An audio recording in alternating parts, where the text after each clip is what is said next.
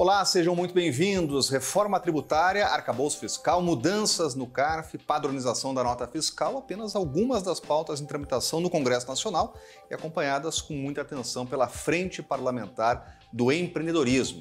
Assuntos de hoje, já a entrevista com o deputado pelo PSD de São Paulo e coordenador da frente, Marco Bertaioli. Seja bem-vindo aqui mais uma vez à entrevista, deputado. Eu que agradeço a gentileza do convite e me coloco à disposição para falar sobre um tema que eu gosto muito, que é esse ambiente de negócios, a geração de empregos no nosso país. Agora, deputado, o senhor esteve aqui em entrevista no começo do projeto, falando sobre as prioridades, ainda na última legislatura.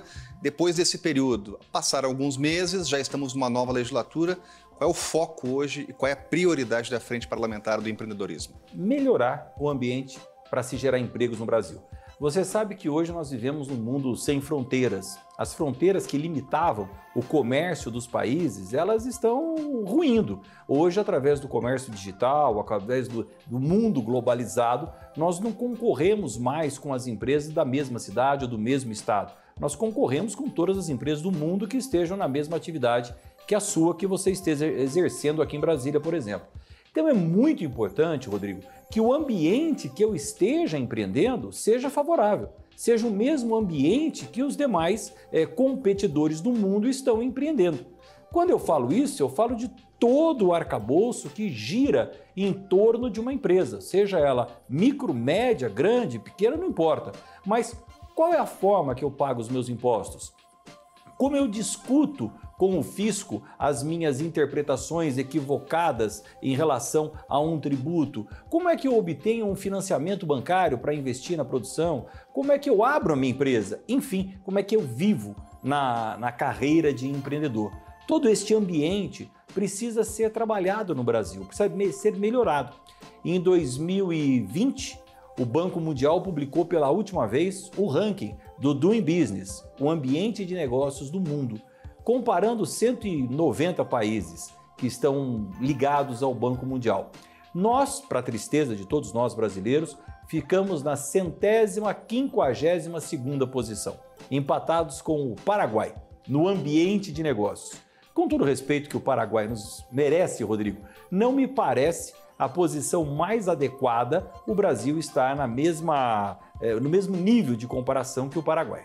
Agora, deputado, a gente vê que no início da legislatura tem prioridades da Câmara dos Deputados e o Legislativo começa a discutir uma dessas prioridades, que é o chamado arcabouço fiscal. Para o ambiente de negócio, para o empreendedor, por que essa matéria é importante? Qual é a sua visão sobre esse tema no parlamento? Olha, ela é importante para o mundo, para que o Brasil esteja inserido nas regras mundiais de um bom local para se investir, de um bom local para se emprestar recursos financeiros, enfim. O Brasil precisa demonstrar para o público interno e para o público externo que ele tem responsabilidade fiscal. O governo precisa deixar claro, através de uma regra muito transparente de legislações, que ele estará arrecadando recursos, investindo e gastando, custeando o funcionamento do Estado dentro de uma regra onde o endividamento não seja ampliado. Esse arcabouço fiscal, que até recentemente era limitado pelo teto de gastos, mostrou-se que é um instrumento que precisa de um aperfeiçoamento. E agora, a grande expectativa do Brasil, a grande expectativa daqueles que acreditam no Brasil é qual a regra que será adotada pelo governo federal, demonstrando que é um governo que busca o equilíbrio, a responsabilidade entre aquilo que arrecada e aquilo que paga. Traduzindo para os nossos telespectadores, quando você, consumidor, vai a um estabelecimento comercial e faz um crediário, o que a loja vai verificar? Se aquele crediário cabe no seu bolso. Se você, entre o que tem de salário e os compromissos assumidos, tem espaço para assumir aquele financiamento. E aí a sua nota é atribuída ou o seu financiamento é concedido.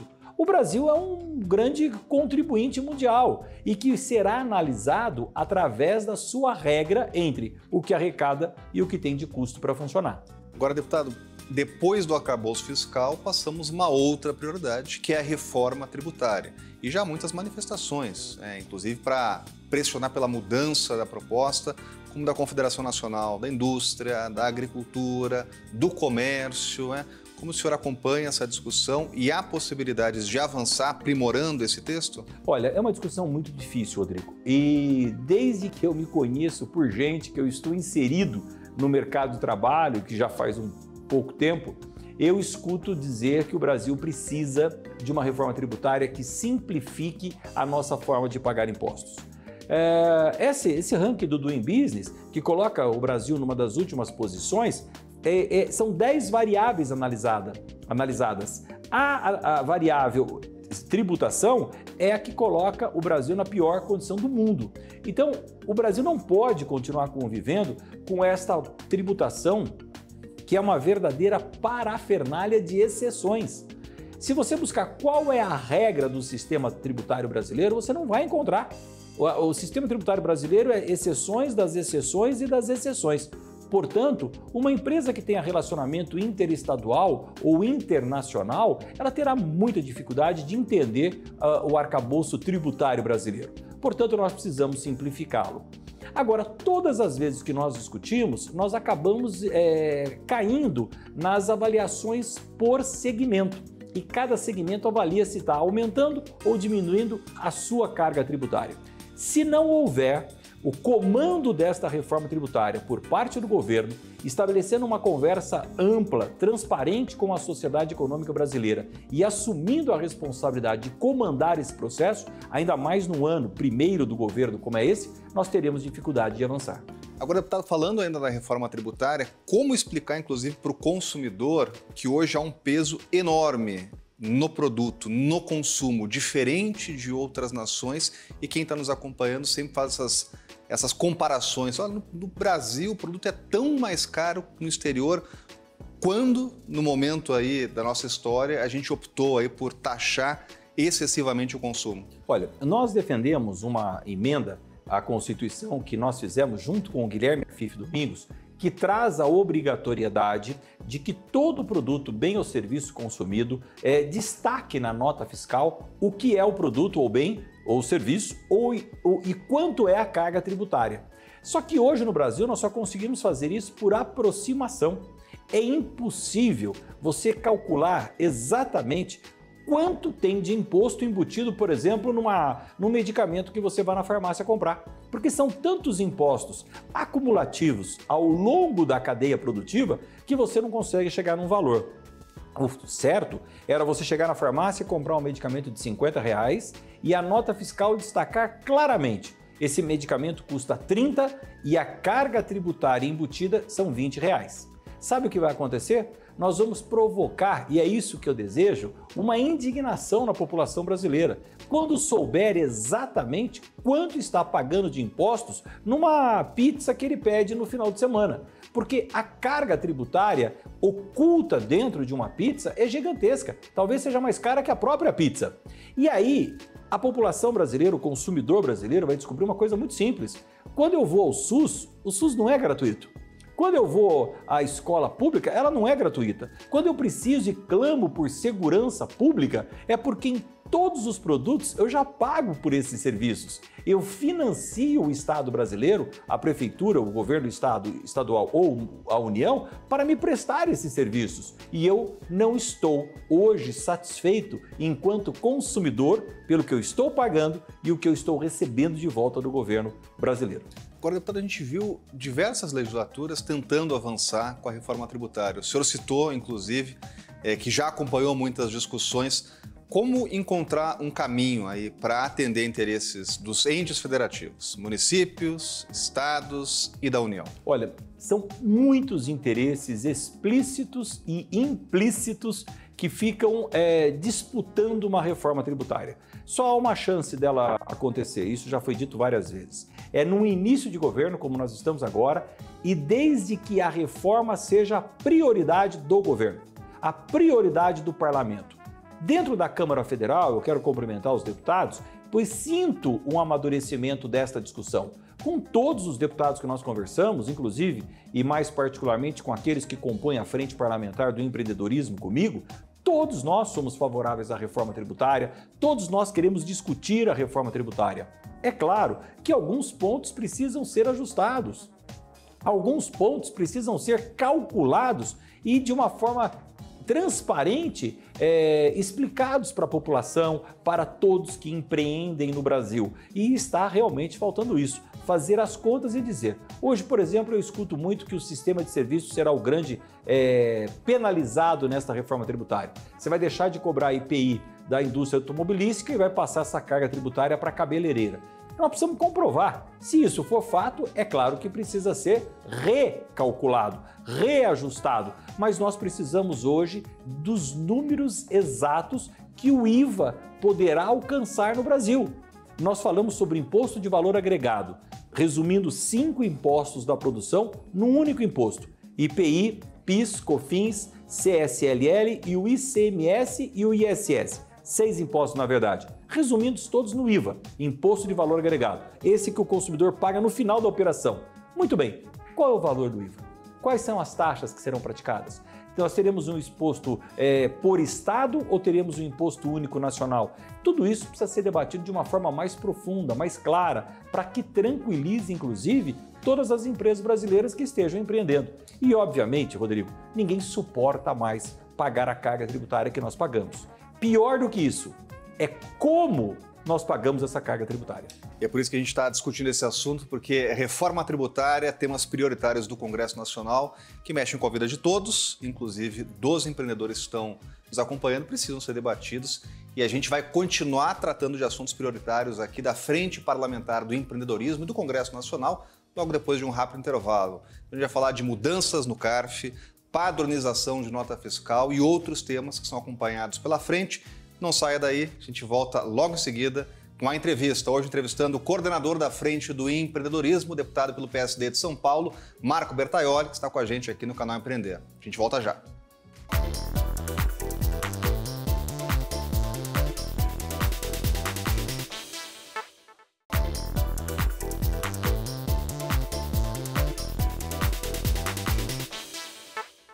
Voltamos com a entrevista hoje com o coordenador da Frente do Empreendedorismo no Congresso Nacional, Marco Bertaioli, deputado pelo PSD de São Paulo. Deputado, a gente estava falando aqui sobre arcabouço fiscal, reforma tributária, mas tem temas importantes também que é bom ficar de olho no Congresso Nacional. Gostaria de iniciar esse bloco falando de mudanças no CARF. Uma das primeiras medidas anunciadas pelo governo, um pacote anunciado pelo ministro da Fazenda, mas eu sei que tem muitos questionamentos e essa é uma pauta que está em discussão no Congresso Nacional. Qual é a posição do senhor e da Frente do Empreendedorismo?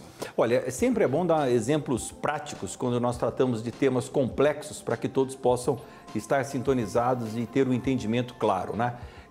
Todos nós somos fiscalizados enquanto empreendedores, seja uma microempresa, uma empresa de grande porte ou uma empresa com transações internacionais como a Petrobras, nós somos fiscalizados pelo Fisco Nacional, pela Receita Federal. Como nós temos uma legislação tributária que é um verdadeiro arcabouço, difícil de ser compreendido, como nós falamos no outro bloco, Rodrigo, nós precisamos ter um entendimento claro que quando o fisco vier me fiscalizar, a interpretação será a mesma para mim, para você, para o contador e para o fiscal. Senão nós vamos estar sempre sujeitos a interpretações da Receita Federal. E isso acaba gerando no Brasil um excesso de autos de infração, de penalizações ao empreendedor. Esse excesso de autos de infração, eles precisam ser discutidos. E eu, como contribuinte, que porventura venha a ser autuado, eu tenho que ter o direito de discutir se aquele auto de infração procede ou não e qual a base que ele está sendo lavrado e me autuando. Muito bem, eu tenho que recorrer à Receita Federal. O primeiro grau de recurso é na própria unidade da Receita Federal no estado ao que eu estou sediado. O segundo grau de recurso é o CARF, o Conselho de Administração da Receita Federal. O CARF ele é independente da Receita, até porque ele é composto paritariamente por representantes das organizações do setor produtivo. Então a CNA, a CNC, a CNI indicam representantes para o CARF. O CARF analisa aquele auto de infração e julga se ele está correto ou não. Mas como ele é paritário, metade dos conselheiros são representantes da Receita Federal, metade são representantes dos empreendedores, não é difícil que esse julgamento termine empatado. E aí o presidente do CARF, desta Câmara, ele decide. Só que, por estatuto, o presidente do CARF é um representante da Receita Federal. Ele tem o voto de qualidade, como se chama, e decide aquele empate. Dirime a dúvida. Também é comum que ele decida a favor do fisco. Portanto, eu fiz uma legislação no ano de 2021, onde nós aprovamos o seguinte tema: se terminar empatado, pró-contribuinte. Porque só o empate já registra que não houve má-fé do contribuinte. Houve uma interpretação tão difícil de ser compreendida que os próprios auditores, com a maior capacidade que os têm dúvida sobre o resultado. Portanto, está comprovada a não má-fé do contribuinte. Como o princípio de todo o regramento fiscal tem que ser a boa-fé, nós decidimos pró-contribuinte. Acontece que rapidamente esse instrumento foi absorvido pelo CARF e apenas grandes temas, grandes transações foram julgadas por empate, principalmente as transações internacionais. E aí, realmente, nós temos dificuldade em resolver pró-contribuinte um auto de infração, por exemplo, de 5 bilhões de reais que a Petrobras esteja discutindo. Portanto, o voto pró-contribuinte precisa ser aperfeiçoado neste momento. Mas, na verdade, o ponto que eu queria chegar é que o CARF completa 100 anos, o CARF tem hoje um estoque de 100 mil processos para serem analisados. O CARF tem hoje 180 conselheiros, só de conselheiros para analisar esses processos. Então, o próprio CARF é um instrumento que precisa ser modernizado. E a gente vai acompanhar essa discussão no Congresso Nacional. Outro tema também que estamos de olho, deputado, já foi trazido aqui no programa, é sobre uma burocracia que é até difícil de entender. Por que a nota fiscal no Brasil é diferente em cada região do país, né? Você faz uma compra lá no Rio Grande do Sul, é de um jeito. Faz aqui no Brasil, aqui no DF, a nota fiscal é de outro jeito, né? Qual é a dificuldade para padronizar esse sistema? Isso é para deixar qualquer contribuinte doidinho, né? Porque verdade. Não é possível. E você tem ainda as variações de impostos interestaduais, que é o ICMS, o Imposto sobre Circulação de Mercadorias e Serviços. Em cada estado brasileiro ele tem uma alíquota diferente. Pior do que isso, dependendo da atividade econômica, ele tem alíquotas diversas dentro do próprio estado. Pior do que isso, nós somos criativos tributariamente e criamos a substituição tributária interestadual. Aí é uma parafernália que inviabiliza a vida de qualquer empreendedor. Nós acabamos de votar no Congresso Nacional agora uma legislação do senador hoje, Efraim Filho, que acaba com as obrigações acessórias dentro do regramento da modernização e informatização das notas fiscais. A nota fiscal eletrônica. Não há mais sentido algum de nós termos um modelo de campos diferentes de notas fiscais entre cidades, entre estados, como você comentou. Isso só encarece a atividade de empreender no nosso Brasil. É uma pauta para a gente acompanhar a tramitação no Congresso Nacional. Eu queria tratar de um outro assunto que também está no foco da Frente do Empreendedorismo, claro, deputado, que é sobre o Simples. Tem milhares aí de telespectadores aqui do canal Empreender que estão lá no sistema do Simples, né? A tabela está defasada, é preciso rediscutir isso no Legislativo? Olha, a primeira boa notícia é que nós tivemos uma reunião muito ampla, muito técnica, muito longa com o ministro da Fazenda, o Fernando Haddad, e nós temos o compromisso do Ministério da Fazenda que nesta reforma tributária não se altera o Simples Nacional.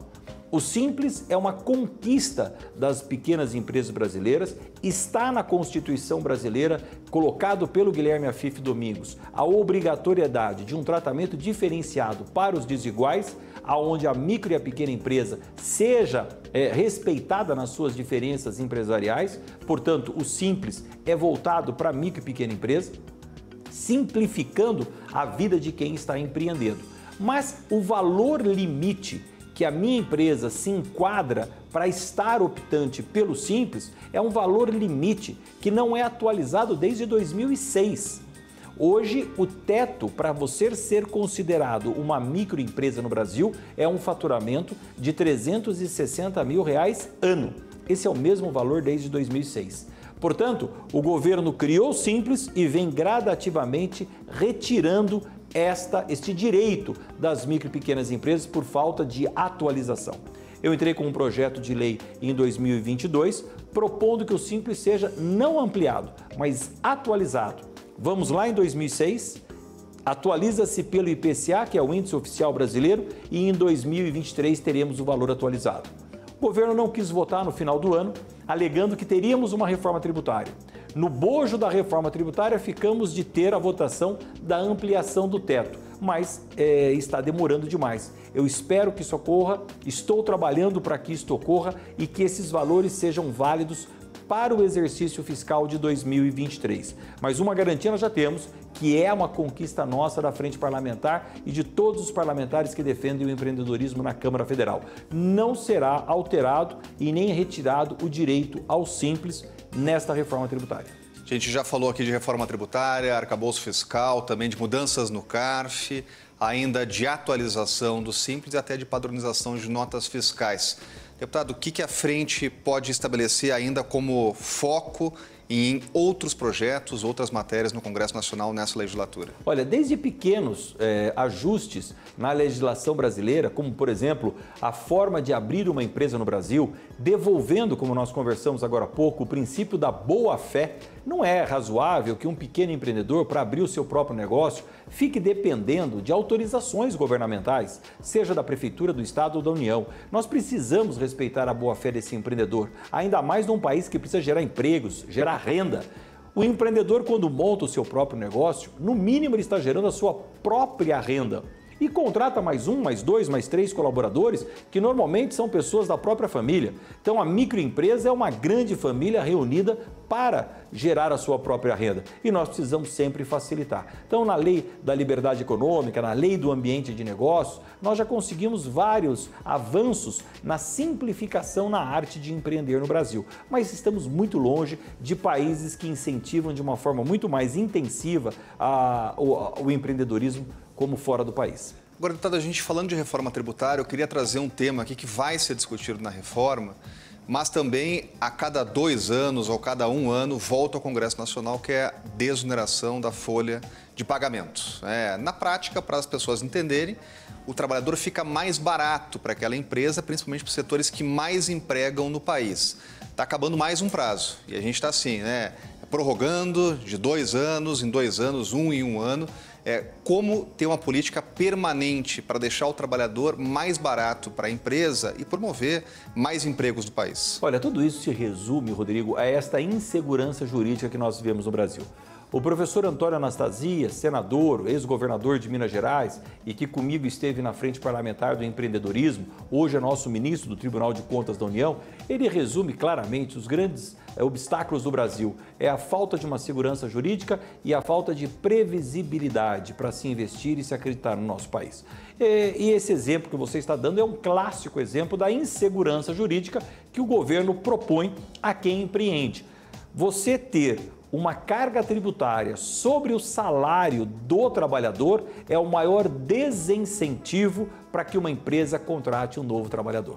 Então nós temos 17 segmentos da sociedade brasileira, empresarialmente falando, que não têm os seus trabalhadores taxados sobre a folha de pagamento, e sim sobre o faturamento total da empresa. Notadamente empresas vinculadas a serviços e que contratam muitos colaboradores. Nós precisamos estender esse modelo para toda a economia, em que pese que alguns segmentos são contrários, pois tem um faturamento muito elevado com poucos colaboradores, setor de tecnologia, por exemplo. Então, não é para eles a melhor opção. Mas, de qualquer forma, como eu disse, nós vivemos nas exceções. Esses 17 segmentos precisam ter uma carga tributária não calculada sobre o salário de cada colaborador, para que, como eu disse, terem o incentivo de contratar mais e não, cada vez que vão fazer uma contratação, ficarem pensando se devem ou não, porque o custo dos impostos é igual ao custo do salário. Agora, é possível, deputado, ter uma política permanente e não ficar prorrogando? O senhor estava falando de previsibilidade, até de insegurança. Esse seria o caminho? Tornar uma política permanente? Essa é a nossa proposta, que a gente tenha, inclusive na reforma tributária, como nós vamos ter o IVA pesando mais sobre o setor de serviços, nós poderíamos ir desonerando a folha de pagamento gradativamente para que o IVA fosse implantado de tempo em tempo, escalonadamente. E a gente tem essa compensação sendo feita semestralmente, anualmente, sem que pese de uma vez só para o setor de serviços. Todos os assuntos discutidos aqui na entrevista que estaremos de olho na tramitação no Congresso Nacional, porque são pautas prioritárias para o país e também, claro, para os empreendedores que nos acompanham. Eu quero agradecer o coordenador da Frente do Empreendedorismo, deputado pelo PSD de São Paulo, Marco Bertaioli, por voltar aqui ao programa. Já fica mais um convite para retornar aqui ao canal Empreender, para a gente continuar de olho nessas pautas no Congresso Nacional. Muito obrigado. Rodrigo, eu que agradeço. Muito obrigado ao A Entrevista por mais uma vez me convidar para estar aqui, mas quero parabenizar mesmo a iniciativa da colocação à disposição do telespectador brasileiro de um canal tão importante como o canal Empreender, para falar vocacionalmente daqueles que empreendem, que arriscam o seu capital, que dão a sua própria vida para que uma empresa seja constituída, gerando oportunidade de trabalho, que é tudo que nós precisamos no Brasil. Então, muito agradecido por essa oportunidade de estar aqui com vocês. Muito obrigado, deputado, e muito obrigado a você que nos acompanhou aqui no canal Empreender, e fica o convite também a acompanhar as próximas entrevistas aqui no canal. Muito obrigado, até mais.